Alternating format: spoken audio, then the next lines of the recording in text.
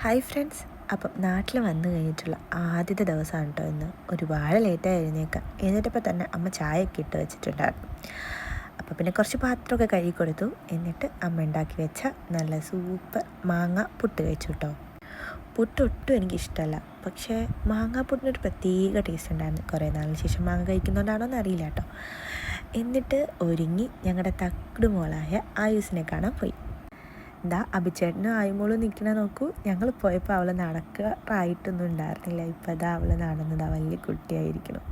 അങ്ങനെ അവളെ കണ്ട് കുറച്ച് നേരം കളിപ്പിച്ച് അവർ രണ്ടുപേരും കൂടെ കുറേ നേരം കളിച്ചു. ഉച്ചഭക്ഷണം അവിടുന്ന് കഴിച്ചു. എന്നിട്ട് നേരെ കാറെടുത്ത് നേരെ എങ്ങോട്ട് പോയി എന്നറിയോ? ശിവഗിരിയിലേക്ക്. അങ്ങനെ അവിടെ എല്ലാം തൊഴുതു. അഭിമോൻ പക്ഷെ ഉറങ്ങിപ്പോയിട്ടോ. എന്നിട്ട് അവനുമായി നേരെ ഞങ്ങൾ കൊട്ടിയത്തുള്ള ലുലുവിൽ പോയി. അങ്ങനെ ലുലുവിൽ പോയി ഭക്ഷണമെല്ലാം കഴിച്ച് തിരിച്ച് വീട്ടിലേക്ക് വന്നു.